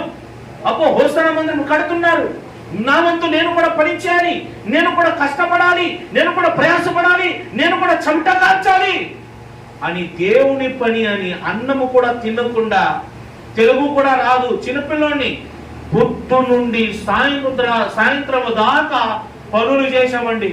నా నెత్తి మీద ఇంత ఇసుక మోసారు, మోయలేక దేవుని పని ఎంత చేస్తే అంత ఆశీర్వాదం అని చెప్పి మనతో పని చేపించుకున్నారు హోసన్న వాళ్ళు. సరే దేవుని పని అని కష్టపడ్డాను, ప్రయాసపడ్డాను, ఆకలితో అలాగే పని చేశాను. అయిపోయింది, పని అంతా అయిపోయింది. శనివారం పని అంతా అయిపోయిందండి. మందిరం కట్టబడింది, పని అయిపోయింది. ఇంకా సున్నాలు కొట్టాల్సింది పని ఉంది అంతే. శనివారము ఆ మందిర పని అయిపోయింది. ఆదివారం ప్రార్థన, అదే సంఘంలో, అదే చర్చలో, కొత్తగా నూతనంగా కట్టబడినటువంటి ప్రార్థనా మందిరంలో ఇంకా ప్రార్థన పెట్టారు. ఆ రోజులోనే, ఎప్పుడు 2006, 2007 ఆ సంవత్సరంలో అండి, ఆ రోజులోనే దగ్గర 100 మంది వచ్చేవాళ్ళ ఆ సంఘానికి. మందిర పని అంతా చేశాం, ప్రార్థన స్టార్ట్ అయిపోయింది. అందరూ పాటలు పాడారు, నాకు కూడా అవకాశం ఇచ్చారు, నేను కూడా ఒక పాట పాడాను. అయిపోయింది, పాట కార్యక్రమం అయిపోయింది. అంతా అయిపోయిన తర్వాత ఒక పాస్టర్, సీనియర్ పాస్టర్, ఆయన నా దగ్గర వచ్చి నా పక్కన నిలబెట్టి, నన్ను ఇలా నిలబెట్టి విశ్వాసులతో చెప్పే మాట ఏమంటున్నాడంటే, ఈ అబ్బాయిని చూడండి ఒకసారి అంటున్నాడు. ఎవరిని చూడాలంట? అబ్బాయిని చూడాలంట. వీడిని, ఈ హోసన వాళ్ళకి ఒక పిచ్చ లక్షణం ఏమంటే, వాడు వీడు ఒరే బిర్యానీ మాట్లాడతారు కానీ తెల్ల డ్రెస్ వేసుకోండి అంటే వాళ్ళ మీద చాడీలు ఏమి చెప్పట్లే, మీకు అర్థం అవడానికి చెప్తున్నాను. వినండి అమ్మో, వినండి. వాడు వీడు అంటారు కానీ ఒరే మీరు అంటారు కానీ సేవకుని సేవకులాగా చూడు. నేను ఎందుకు వెళ్ళాను అక్కడ? దేవుని పని చేయడానికి వెళ్ళాను. యేసన్న గారు పంపిస్తే వెళ్ళాను. దేవుని మందిరం, ప్రార్థన మందిరం, దేవుని సన్నిధిలో మోకరించి ప్రార్థన చేసుకుంటే దీవెనలు వచ్చే ప్రార్థన మందిరం అని పొద్దు నుండి సాయంత్రం దాకా శనివారం అంతా కష్టపడి పని చేస్తే ఆ సంఘంలో 100 మంది విశ్వాసులు ఉంటే ఆ విశ్వాసుల మధ్యలో నన్ను నిలబెట్టి నా జీవితాన్ని దేవుని సమర్పించుకుంటే నన్ను నిలబెట్టి ఆయన మాట్లాడిన మాట ఏమో తెలుసా? ఈ అబ్బాయిని చూడండి. చూస్తున్నారండి అందరూ, విచిత్రంగా చూస్తున్నారు. ఏం చూడాలి ఈ అబ్బాయిని అని. ఈ అబ్బాయికి అమ్మా నాన్న లేడన్నాడు. మంచి మాటే కదా. ఈ అబ్బాయికి తెలుగు కూడా రాదన్నాడు, ఇంకా మంచిది కదా. చివరికి ఏమన్నాడు తెలుసా? ఈ అబ్బాయిని చూడండి, సరిగ్గా చూడండి, లక్ష్య పెట్టి చూడండి అంటున్నాడు. ఏం చూడాలి, ఏం చూడాలని విశ్వాసులందరూ 100 మంది విశ్వాసులు ఉన్నారు. నాతో కూడా ఉన్నటువంటి సేవకులు ఉన్నారు, ప్రచారకులు ఉన్నారు, సంఘ పెద్దలు ఉన్నారు, కొంతమంది బయట మేస్త్రులు వచ్చారు. అందరూ నన్ను విచిత్రంగా చూస్తుంటే తెలుసా, ఈ అబ్బాయికి మెల్లకన్ను ఉంది చూడండి అంటున్నాడు. అర్థమైందా మీకు? ఏముందంటే నాకు ఏముందంటే నాకు తెలియదు ఆ మెలకున్నందని. ఇంతసేపు గంట సేపు నిలబడి వాక్యం చెప్తున్నాను కదా, చూసేది మీకు తెలియదు కదా నాకు మెలకను ఉందా ఏ కను ఉందని. అర్థమైందా మీకు? అసలు నేను దేనికి వెళ్ళాను అక్కడ? దేవుని సేవకి వెళ్ళానండి. నన్ను నిలబెట్టుకొని నన్ను అవమానపరుస్తున్నాడు అక్కడ, వీడికి మెల్లకను ఉందని. అదే సమయంలో నేను మైక్ తీసుకొని, పాస్టర్ గారు నాకు మెల్లకనే ఉందని చెప్పావు కదా, మరి నీకు బట్టతల ఉంది కదా అని చెప్పుంటే అర్థమైందా మీకు? అందుకని దేవుని వాక్యం చెప్తుంది, తన సహోదరుని ద్వేషించేవాడు మరణమందు నిలిచిన వాడు. నీ సహోదరుని వేరుతోడా అంటే, పనిక మానిన వాడు అంటే, నువ్వు దేనికి పనిక రావురా అని అంటే నువ్వు మరణకరమైన పాపంలో ఉన్నావని అర్థం. నువ్వు తోటి సహోదరుని ద్వేషిస్తే నీకు క్షమాపణ, నీకు జీవము లేదు. నీకు తెలుగు వస్తే నాకు రాకపోతే నువ్వు నేర్పి, నీకు పాటలు వస్తే నాకు రాకపోతే నాకు పాటలు నేర్పి, నాకు వాక్యం చేత కాకపోతే నీకు వాక్యం అనుభవం ఉంటే నాకు వాక్యం నేర్పి, నాకు మంచి చెడు తెలియకపోతే నీకు తెలిస్తే నాకు నేర్పి. అంతేగాని ఇష్టం వచ్చేటట్లు మాట్లాడవాకు. Control your mouth. जैसा आपके मजे ऐसा बात नहीं करना चाहिए. దేవుని వాక్యం అదే చెప్తోంది. సహోదరుని ద్వేషించేవాడు పాపమందు నిలిచినవాడు. రెండో మాట ఏమంటే, ఇతడు మరణకరమైన పాపంలో ఉండడానికి కారణం ఏమిటి? తోటి సహోదరుని ద్వేషించడానికి కారణం ఏమిటి? మీకు అర్థమయ్యేటట్లు చెప్పాలంటే, కొంతమంది నల్లోడిని చూసి, నల్లగుండేవాడిని చూసి, ఏ కర్రీదానా, అరే కర్రోడా, వాడితో పెద్ద పొట్ట వేసుకొని వచ్చాడు, వాడు పుట్టోడు, ఆయనకు ఒక పేరు ఉంది కదా, నువ్వు పెద్ద సుందరవతియా, పెద్ద నార్యమనియా, నీ పనులు చూసుకో అద్దంలో, నీ మనసాక్షి నువ్వు ఎలాగున్నా చూసుకో. ఎవరు టాలెంట్ వాళ్ళది, ఎవరు బలహీనత వాళ్ళది, ఎవరు టాలెంట్ వాళ్ళది. ఏ మనిషిని మనము తృణీకరించడానికి లేదు. ఎందుకంటే నాకు మెల్లకొండ కావచ్చు, నాకు పుట్టోడైనా కావచ్చు, నన్ను సృష్టించింది ఎవరు? దేవుడు. ఈ రూపం ఇచ్చింది ఎవరు? దేవుడు. నన్ను నువ్వు ద్వేషిస్తున్నావంటే, నువ్వు తోటి సహోదరుని ద్వేషిస్తున్నావంటే నువ్వు సృష్టికర్త అయిన, సృజించినటువంటి ఆ దేవుని దూషిస్తున్నావని అర్థం. నీ తోటి సహోదరుని నువ్వు ద్వేషించడానికి కారణం ఏమంటే ఇతడు మరణకరమైన పాపంలో ఉండడానికి ప్రబలమైన కారణం. ఎలా పడితే అలా మాట్లాడుతున్నావు అంటే దానికి కారణం ఏమంటే హెబ్రీయులకు రాసిన పత్రిక. ఏమండి, ఒక ప్రశ్న మిమ్మల్ని నేను అడుగుతాను, నాకు సమాధానం చెప్పి ఆ తర్వాత మీరు బైబిల్ చదవండి. ఈరోజు నన్ను ఇక్కడ మీరు దేని నిమిత్తం పిలిచారు చెప్పాలి. అక్క నువ్వు చెప్పక్క. టీ ఇవ్వడానిక, టీ తాగడానిక, పలావ్ చేశారని నా కోసం, బిర్యానీ చేశారు, ఏదో పులిహార చేశారంట, బజ్జులు చేశారంట, దానికోసం దేనికోసం నన్ను పిలిచారు ఇక్కడ? వెరీ గుడ్, వాక్య పరిచర్య. మరి నేనేం చేస్తున్నాను? వాక్యం చెప్తున్నానా? అది మీరు జాగ్రత్త వినండి. హెబ్రీయులకు రాసిన పత్రిక 10వ అధ్యాయం 24వ వాక్యం. ఇతడు మరణకరమైన పాపంలో ఉండడానికి కారణం ఏమిటి? కొందరు మానుకున్నట్లుగా సమాజముగా కూడక మానక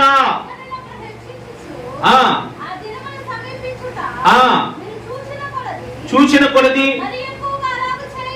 మరీ ఎక్కువగా అలాగా చేయొచ్చు. ఇదిగో మందిరానికి వచ్చి ప్రేమ చూపించాలి, సత్కార్యము చేయాలి, ఒకరినొకరు హత్తుకొని ప్రేమించుకోవాలి. మనము సత్యము గురించి చాలు చాలు చాలు చాలు అక్కడ దాకా వద్దు. ఇక్కడ ప్రారంభ వాక్యంలో కొందరు మానుకున్నట్లుగా సమాజముగా కూడుట మాని. మరణకరమైన పాపంలో ఉన్నవాడు ఏం చేస్తాడు? ఒకటి, సహోదరుని ద్వేషిస్తాడు. రెండోదిగా సమాజంలో కూడటం మాని, అంటే దేవుని మందిరానికి రాకుండా ఉంటే అతడు ఏం చేస్తాడు? సహోదరుని ద్వేషిస్తాడు. చాలా మంది సంఘంలో, అంటే అన్ని సంఘాలలో కాదు, కొన్ని సంఘాలలో విశ్వాసుల మీదే చాడీలు చెప్తుంటారు. ఎవరికి? సేవకుడి దగ్గర వచ్చేసి, పాస్టర్ గారు ఆయన సంగతి నీకు తెలుసా, ఈమె సంగతి నీకు తెలుసా, అసలు నీ సంగతి నీకు తెలుసా, అసలు వాళ్ళ గురించి వీళ్ళ గురించి మాట్లాడే హక్కు మనకి అక్కడ నుండి వచ్చింది. ఒకవేళ ఈ సంఘంలో ఎవరైనా తప్పు చేస్తే బుద్ధి చెప్పు, లేకపోతే దైవ సేవకుడి దగ్గర తీసుకొని వచ్చి నిలబెట్టు. దైవ సేవకుడు సరి చేస్తాడు. ఆమెని సరి చేయడానికి, ఆమెని అడగడానికి అధికారము ఆత్మీయ తండ్రి దైవ సేవకుడికి ఉంది. నీ సంఘంలో ఎవరైనా పొరపాటు చేస్తే, తప్పు చేస్తే అతని సరి చేయి, అది ప్రేమ. అది కాకుండా చాడీలు చెప్తే నువ్వు పాపం చేశావని అర్థం. దేవుని మందిరానికి రావాలి. ఎందుకు రావాలి? ప్రేమ చూపుటకు, సత్కార్యములు చేయుటకు, అందరూ కలిసిమెలిసి ఉండుటకు అని ఈ వాక్యం చెప్తోంది. దేవుని మందిరానికి మనం రావాలి. ఎందుకు? ఒకరిని ఒకరు మనం సరి చేసుకోవాలి, ఒకరిని ఒకరు మనం అర్థం చేసుకోవాలి. నీ కుటుంబంలో నీ కొడుకు తప్పు చేస్తే 10 మందికి చెప్తావా నా కొడుకు తప్పు చేశాడని? నీ కుటుంబంలో నీ కుమార్తె చేయరాని తప్పుడు పని చేస్తే 10 మందికి ప్రచారం చేస్తావా? మరి సంఘంలో ఉన్నటువంటి బిడ్డలు తప్పు చేస్తే నీ పుకార్లు చేస్తున్నావేంటి? సంఘం అంటే ఎవరు? ఏక శరీరం, దేవుని సంఘం. మనమంతా, ఈ సంఘం అంతా, మనమంతా బయట వాళ్ళని కాదు, కుటుంబం. మనమంతా ఒక కుటుంబం. ఇతడు నీ తండ్రి, మీ తాత, మీ బాబాయ్, మీ తమ్ముడు, మీ అన్నయ్య, నీ ఆత్మీయ కొడుకు, నీ కూతురు, మీ చెల్లి, నీ సహోదరి. సంఘంలో ఎవరైనా తప్పుడు పని చేస్తే నీకు అధికారం ఉంది, నిలువుదే. చెల్లి, నీ పొరపాటు ఎందుకు చేశావు? అక్క, ఇలా ఎందుకు మాట్లాడావు? నిన్ను నీవు సరి చేసుకో. అంతేగాని చాడీలు చెప్పకూడదు. మందిరానికి నువ్వు రావాలి, మానకుండా మందిరానికి రావాలి. మందిరానికి వస్తే నీకు తెలుస్తుంది. ఏం తెలుస్తుంది? మన పాపాలు పోవాలంటే బాప్తిసం తీసుకోవాలి. బాప్తిసం తర్వాత చేసినటువంటి పాపాలు పోవాలంటే బల్లారాధనలో క్రమముగా పాలు పొందుకోవాలి. తోటి సహోదరుని ద్వేషించకూడదు. ఇవన్నీ తెలుస్తాయి. దేవుని మందిరానికి మిస్ అవ్వకూడదు, ప్రభు బల్లారాధనకి మిస్ అవ్వకూడదు. క్రమముగా దేవుని మందిరానికి రావాలి, క్రమముగా బాప్తిసం తీసుకున్న తర్వాత బల్లారాధనలో పాలు పొందాలి. ఇవన్నీ నీకు తెలుస్తాయి. ఇప్పుడు ఇవన్నీ తెలిసిన తర్వాత ఎప్పుడో పాయింట్లో వచ్చారు, వినండి.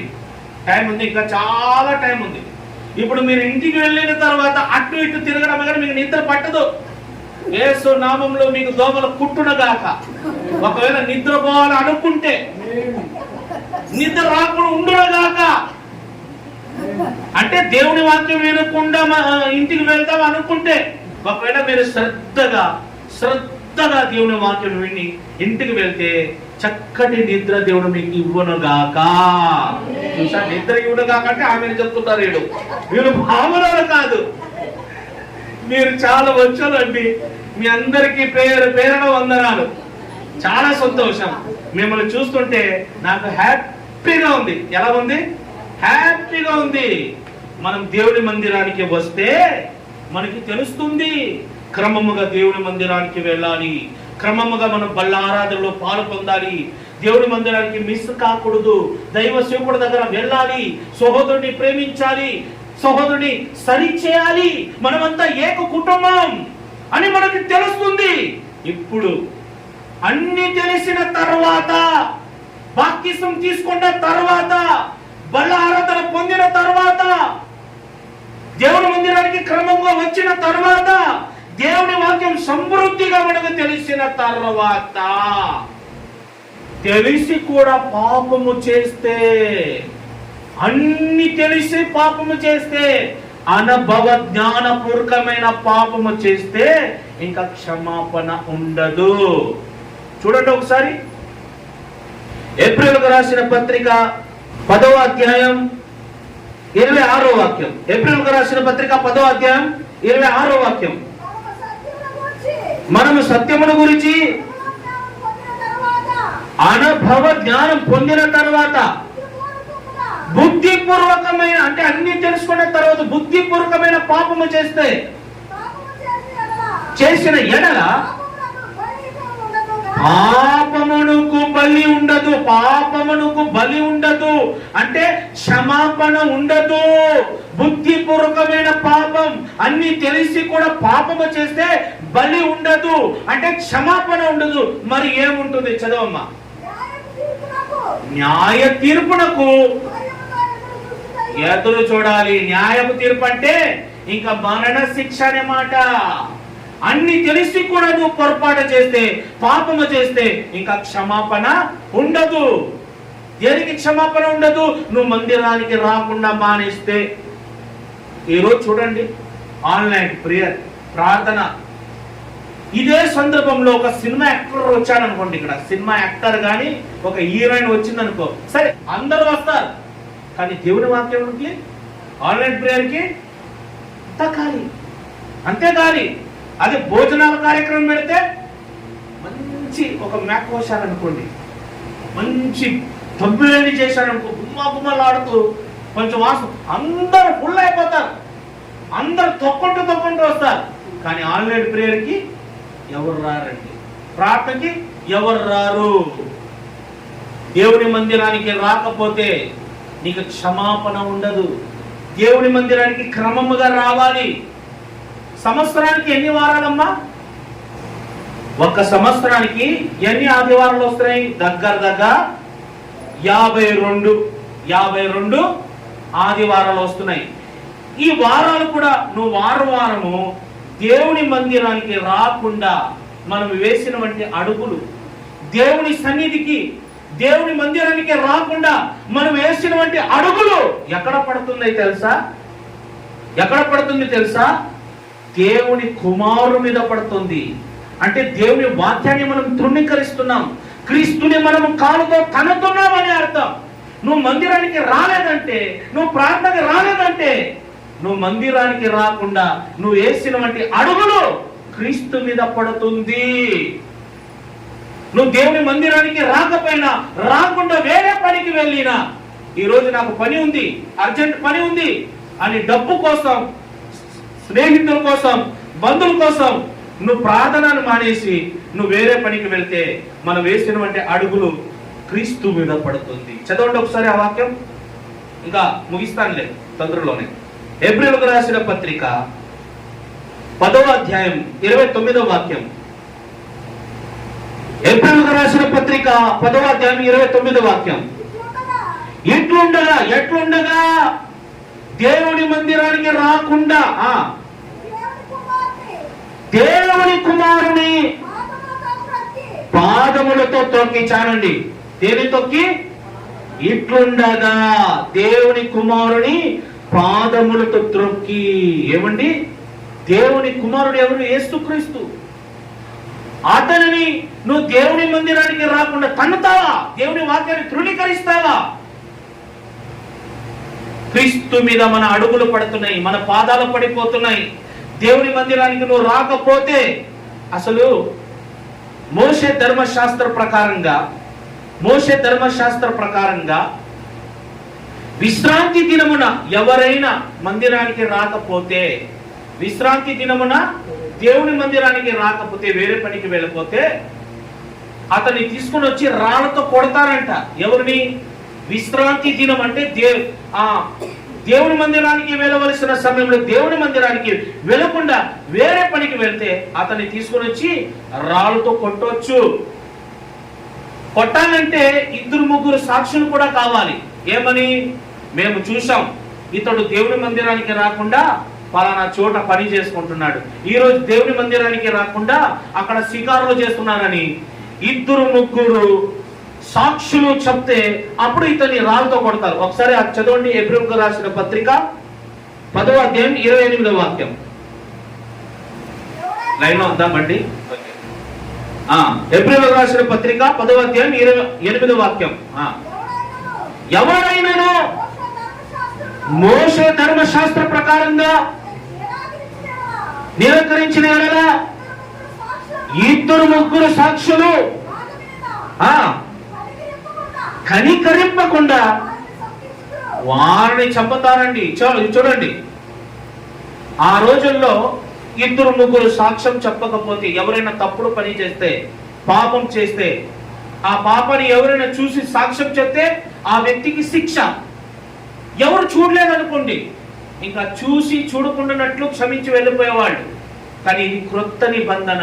ఆ దినాలలో పాపం చేస్తే పాపం అయ్యేది, కానీ ఇప్పుడు కంటితో చూస్తేనే పాపం. విశ్రాంతి దినమున దేవుడి మందిరానికి రాకపోతేనే రాళ్ళు తీసుకుని కొట్టేవాడు ఆ రోజులో. ఒక్కరోజు విశ్రాంతి దినం మందిరానికి రాకపోతే మరి నువ్వు ఎన్ని వారాలు దేవుని మందిరానికి రాలేదు చూడండి ఒకసారి. ఎన్ని ప్రార్థన కూడికి రాలేదు, మరి నేను ఎలా కొట్టాలి? దేవుడు నిన్ను కరుణిస్తున్నాడు. నువ్వు దేవుని మందిరానికి రాకుండా నీ పాదాలు ఎక్కడ పడుతున్నాయంటే క్రీస్తు మీద పడుతున్నాయి. దేవుని కుమారుడు మీద నీ పాదాలు పడిపోతున్నాయి. క్రీస్తుని నువ్వు తొక్కి మరలా ఏమనుకుంటున్నావు తెలుసా?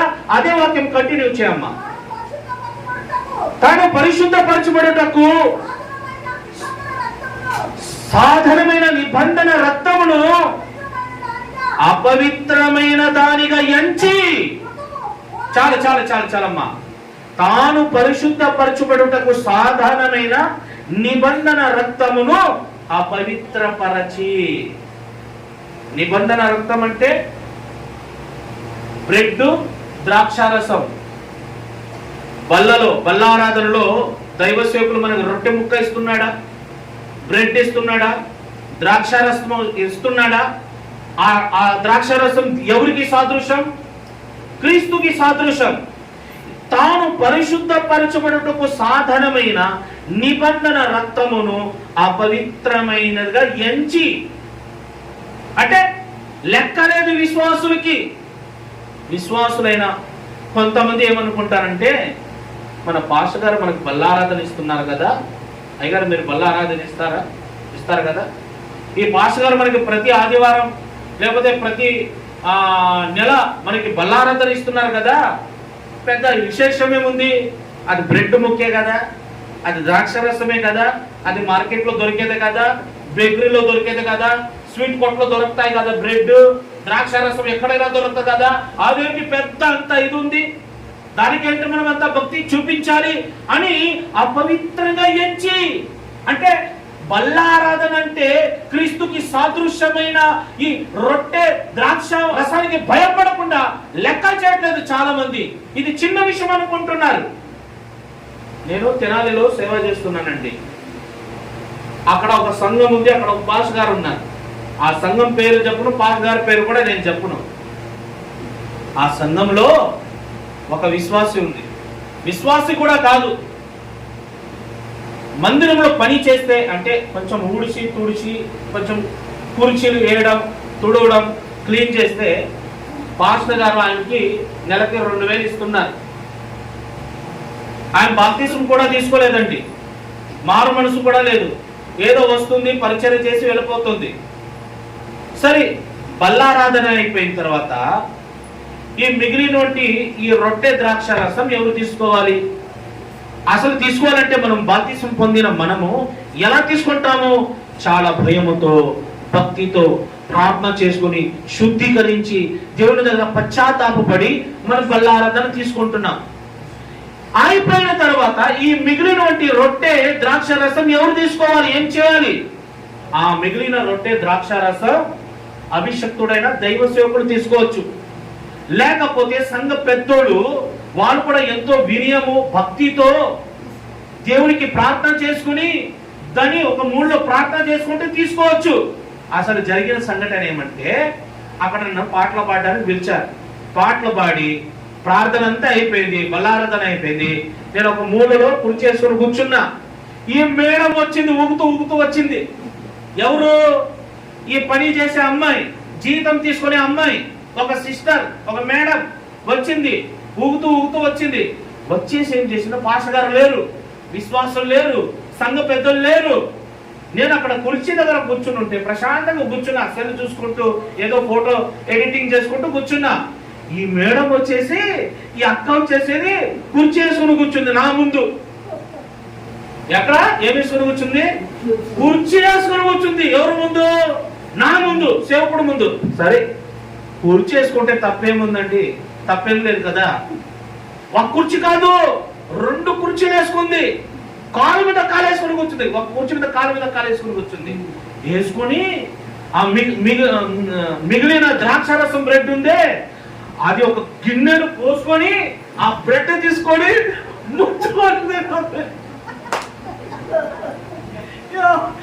తిట్టాలో కొట్టాలో దాగర్ పోయలేదు. నాకు మండిపోయాను అసలు. ఊరే ఏంటని అసలు బుద్ధి ఉందా, జ్ఞానం ఉందా ఏంటి? కాలు మీద కాలు వేసుకుని దేవునికి క్రీస్తుకి సాదృశ్యమైన రొట్టె ద్రాక్షరసాన్ని ఇలాగా తింటున్నావు ఏంటి? నువ్వు బాప్తిసం పొందావా? మానవ మనసు పొందావు అంటే నేను పొందలేదా మరి ఎందుకు తింటున్నావు? మా పాస్టర్ గారు ఏమన్నాడు, నువ్వు ఎవరు అంటావని అంటుందా? నన్ను మా పాస్టర్ గారు నన్ను ఏమన్నట్లేదు, నువ్వు ఎవడు అంటానికి అంటుంది, నన్ను తిరగబట్టిందండి. ఇప్పుడు విశ్వాసులైతే కొంచెం భయం ఉంటది, విశ్వాసులైతే కొంచెం భయం ఉంటదండి. ఆయన భయం లేదు, భక్తి లేదు, ముంచుకొని తింటున్నాడు. అది నచ్చుకొని తినడానికి నాకు కోపం వచ్చింది. ఇంకా ఏమండి, ఇక్కడ రాయబడింది, తాను పరిశుద్ధపరచబడుటకు సాధారణమైన నిబంధన రక్తమును అపవిత్రపరచి నువ్వు దేవుని మందిరానికి రాకుండా క్రీస్తుని త్రొక్కుతున్నావు. బ్రెడ్ ద్రాక్షారసం అంటే నీకు విలువ లేదు. చాలా మందికి బల్లారద అంటే విలువ లేదండి. ముగిస్తాను, అయిపోయింది టైం. ఇంకా అర్ధ గంట ఉంది నాకు టైం. చూడండి ఒకసారి, తిరిగి చూడండి మీరు. నాదేం తప్పలేదు, కరెక్ట్ గా ముగిస్తాను. ఇంకా 1/2 గంటలో ముగిస్తాను నేను. Praise the lord. పులిహార ఉందా? అందరికి ఉందా? నాకు ఒక్కడిగా ఉందా? ఎవరికి? అందరికి ఉందా? అబ్బో, అందుకోసం కాదులే, మీరంతా బాగానే వింటున్నారు. నేనేదో మిమ్మల్ని నవ్వించడానికి కొన్ని మాటలు చెప్పాను కానీ మీరందరూ శ్రద్ధగా వింటున్నారు.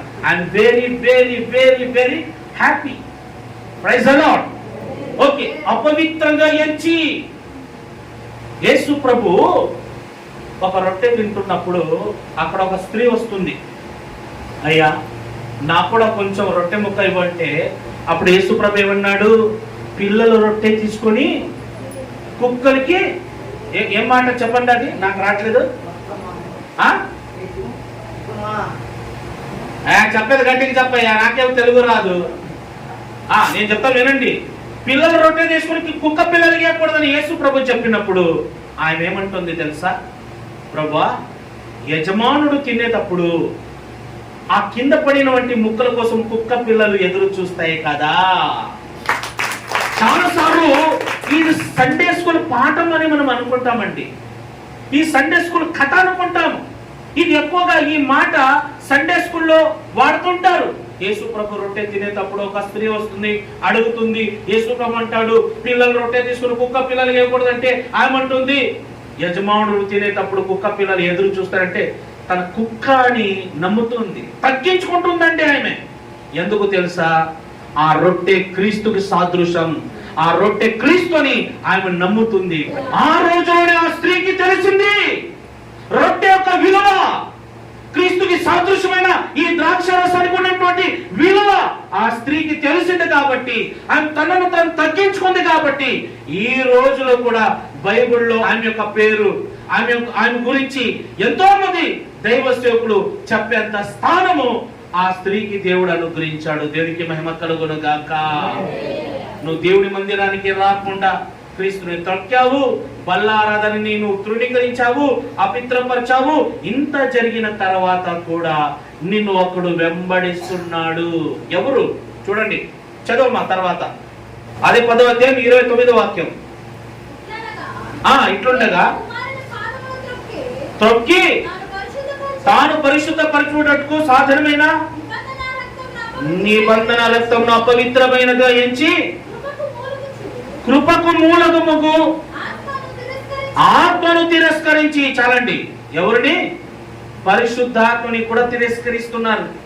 అంటే పరిశుద్ధాత్మని కూడా లెక్క చేయట్లేదన్నమాట. ఇప్పుడు ఎవరు?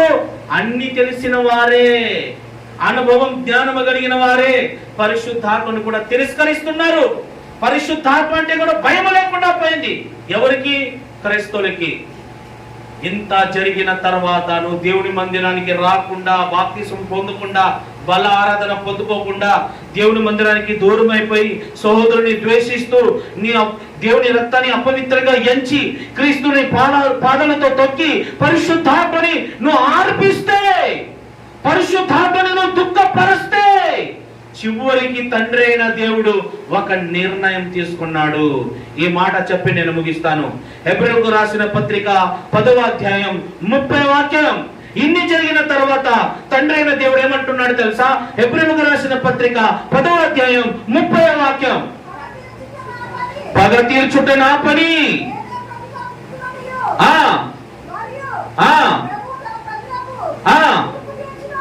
తీర్పు తీరుస్తాడు. 31వ వాక్యం. 31వ వాక్యం. జీవము కలిగిన దేవుని చేతిలో భయంకరం. చాలండి, నువ్వు దేవుని మందిరానికి రాకుండా, ఒకవేళ వచ్చిన అన్ని తెలుసుకున్న కూడా నువ్వు పాపాలు చేస్తే, బల్ల ఆరాధనలో నువ్వు క్రమంగా పాలు పొందకుండా, తోటి సహోదరుని ద్వేషిస్తే, దేవుని రక్తాన్ని అపవిత్రంగా ఎంచితే, పరిశుద్ధాత్మ దేవుణ్ణి నువ్వు గాయపరిస్తే, పరిశుద్ధాత్మ దేవుణ్ణి నువ్వు బాధ పెడితే, అప్పుడు నీకు వచ్చే ప్రతిఫలం ఏమంటే పగ తీర్చుట దేవుని పని అంట. జీవము కలిగిన దేవుని చేతిలో పడడం ఎంతో భయంకరం. మణిపురం అనే ప్రాంతంలో క్రైస్తవులు ఉన్నారు అందరూ. అయిపోయింది, ఇంకొక 5 నిమిషాలు ముగిస్తాను. మణిపూర్ క్రైస్తవులు హింసించబడ్డారు. మీకు అందరికీ తెలుసు కదా. క్రైస్తవులైనా మనం అందరం ప్రార్థన చేశాం, అయ్యా నేను నమ్ముకున్న పిల్లలు అక్కడ ఉన్నారు కదా, క్రైస్తవులకి ఈ శ్రమలు ఎందుకు? వారు ప్రభుని నమ్మారు కదా, క్రైస్తవులంటే మారు మనసు పొందారు కదా, క్రైస్తవులంటే బాప్తిసం తీసుకున్నారు కదా, క్రైస్తవులు అంటేనే పరిశుద్ధులు కదా, మరి వారికే శ్రమలు ఎందుకు వచ్చాయి అని మనం అనుకుంటే కొంతమంది క్రైస్తవులుగా నటిస్తున్నారు కానీ క్రీస్తులో ఉన్నటువంటి శక్తిని పొందలేకపోతున్నారు. మేము క్రైస్తవులని చెప్పుకుంటున్నారు కానీ క్రీస్తుని సరిగా ఆరాధించలేకపోతున్నారు. అందుకని దేవుడు కూడా వారిని రక్షించలేకపోయాడు. ఇంకొక మాట చెప్పి నేను ముగిస్తాను. కొంతమంది వృద్ధులు ఉంటారు, ముసలోళ్ళు ఉంటారు. వారిని పిల్లలు, యవన పిల్లలు ఏం చేస్తారంటే వృద్ధాశ్రమంలో పడేస్తారు. హాస్టల్లో పడేస్తారు. ఎవరిని? వృద్ధాప్యలో ఉన్నటువంటి తల్లిదండ్రులను ఎక్కడ పడేశారు? వృద్ధాశ్రమంలో పడేశారనమాట, హాస్టల్లో పడేశారు. అప్పుడు మనం ఏమనుకుంటామంటే, ఈ అబ్బాయికి ఎంత బలుపు ఉండాలి, ఈ అబ్బాయి ఎంత పొగరు ఉండాలి, తల్లిదండ్రి ఇంత చదివించి పెద్ద చేస్తే వాడికి జాబ్ వచ్చేసరికి ఈ ముసలోన్ని ఎక్కడ పడేశారు? వృద్ధాశ్రమంలో పడేశారు. అసలు వృద్ధాశ్రమంలో పడేయడానికి కారణం ఏమంటే, వారి పిల్లల్ని తల్లిదండ్రి సరిగ్గా పెంచుంటే వాళ్ళ వయసు వచ్చినప్పుడు, మా తల్లిదండ్రులు మేము చిన్నప్పుడు మమ్మల్ని కొట్టారు, తిట్టారు, కానీ మమ్మల్ని చక్కగా ప్రేమగా చూసుకున్నారు. నా మంచి కోసం కొట్టారు, నేను బాధపడాలని నన్ను కొట్టారు, వాళ్ళను కొట్టారు, తిట్టారు, కాబట్టి ఈ రోజు నేను ఉన్నతమైన స్థానంలో ఉన్నానని ఉద్దేశంతో తల్లిదండ్రిని చూసుకునే వాళ్ళు. కొంతమంది తల్లిదండ్రులు ఉంటారు, నా తల్లి గురించి చెప్పాను కదా, కావాలని పిల్లోడిని చిత్రహింస చేసి కంట్లో కారం పొడి వేసి వాతులు పెట్టి, ఏమండి చిత్రహింస చేసి, ఎవరే దుర్మార్గుడా, నువ్వు ఎందుకు పట్టావురా, నువ్వు నాశనం అయిపోతావురా, నువ్వు అలాంటి వాడరా, ఇలాంటి వాడరని వాళ్ళకు వయసు ఉన్నప్పుడు పిల్లల్ని చిత్రహింస చేస్తే ఆ పిల్లలు ఏమనుకుంటారంటే, ఈ పనికి మాలింది నన్ను కన్నింది కానీ నన్ను చిత్రహింస చేస్తుంది కాబట్టి, నన్ను కొడుతుంది కాబట్టి నేను పెద్ద అయిన తర్వాత నా కక్ష తీర్చుకుంటానని ఆ కోపం, ఆ ద్వేషం మనసులో పెట్టుకొని వాళ్ళు వృద్ధాప్యంలో వచ్చినప్పుడు, నువ్వు నన్ను ఏం తీసుకున్నావు, నన్ను ఎలాగ పెంచావు, నన్ను ఎప్పుడు కొట్టడమే తెలుసు కానీ నువ్వు నన్ను ఎప్పుడు ప్రేమించలేదని ఆ తల్లిదండ్రులు ఏం చేస్తున్నారంటే హాస్టల్లో పడేస్తున్నారు. అర్థమైందా మీకు? నువ్వు నిజంగా నీ పిల్లల్ని ప్రేమగా పెంచుంటే, కొట్టి తిట్టి వాళ్ళ క్షేమం కొరకు నువ్వు పెంచుంటే, నా తల్లిదండ్రి నన్ను కొట్టినా కూడా నన్ను మంచిగా పెంచారు, ఈ రోజు నేను ప్రయోజకుడిగా మార్చబడ్డాను అని తల్లిదండ్రిని గౌరవించేవాళ్ళు. అలాగే మన భారతదేశంలో మన సంఘాలలో నేను బాప్తిసం పొందుకున్నాను, నేను పరిశుద్ధాత్మ పొందాను, నేను బైబిల్ చదువుతాను, నేను పాటలు బాగా పాడతానని చెప్పుకుంటున్నారు, కానీ నిజమైన భక్తి మనలో లేదు. అందుకని యేసు ప్రభు అంటున్నాడు, దేవుని చేతిలో పడడం భయంకరం. ఈ రాత్రి తీర్మానం చేసుకోండి, మీరు బాప్తిసం పొందిన వంటి మనము ఏ పాపము చేయకూడదు. చిన్నప్పటి నుండి చేసినటువంటి పాపాలు బాప్తిసం ద్వారా పోతాయి. బాప్తిసం తీసుకున్న తర్వాత మనం ఏదో తెలియక చిన్న చిన్న పొరపాట్లు ఒకవేళ చేసుంటే, బల్ల ఆరాధన వారం మనం బల్ల ఆరాధన తీసుకుంటే క్షమించబడతాయి. అలాగనే మనం పద్దాక పాపం చేయకూడదు. తెలిసి కూడా అనుభవపూర్వకమైన పాపము చేస్తే ఇంకా దానికి క్షమాపణ ఉండదు. మరణం, పాపం వల్ల వచ్చే జీతం మరణం. మరణంలో ఉండేవాడు తన సోదరుని ద్వేషిస్తాడు, దేవుడి మందిరానికి రాకుండా మానేస్తాడు, క్రీస్తుని తొక్తాడు, అపవిత్రమైనది ఎంచుతాడు, క్రీస్తు రక్తాన్ని, పరిశుద్ధాత్మని కూడా దూషిస్తాడు. ఇలాంటి గుణగణాలు మనలో ఉండకూడదు. కానీ మనలో బాప్తిసం తీసుకున్నటువంటి మనము దేవునికి లోబడి పరిశుద్ధునిగా జీవించాలి. దేవుడి మాటలు దీవించునుగాక, దేవుడి మాటలు దీవించునుగాక. కలుమయండి, ప్రార్థన చేసుకుందాం. అందరు తల వంచండి, కలుమయండి, ప్రార్థన చేసుకుందాం. పరిశుద్ధుడా, ప్రేమ కలిగిన దేవా, జీవాధిపతి అయిన నా పరలోకపు తండ్రిని ఘనమైన నా శ్రేష్టమైన నామానికి వందనాలు తెలియజేస్తున్నాను ప్రభా.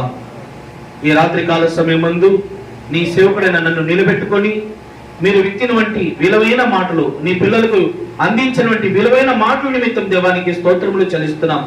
చిన్నప్పటి నుండి ఇప్పటి దాకా మనం చేసినటువంటి పాపాలు బాప్తిసం ద్వారా పోతాయని, బాప్తిసం ద్వారా పోగొట్టుకున్నటువంటి మా పాపాలు ఇంకా మీదట మేము పాపం చేయకుండా పరిశుద్ధులుగా నీతిమంతులుగా నేను బ్రతకాలని మీరు ఎన్నెన్నో విషయాలు తెలియజేస్తూ వచ్చారు నాయన.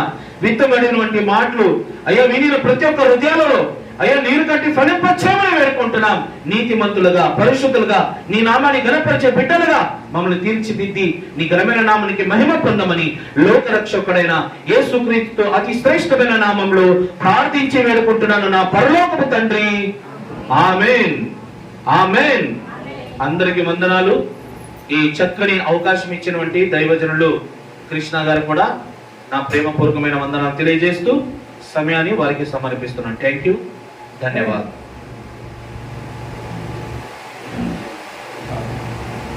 హల్లెలూయా. అందరూ లేచి నిలబెడదాం. ఎంత అద్భుతమైన వర్తమానాన్ని మనం విన్నాం కదా. మరి చివరి గడిలో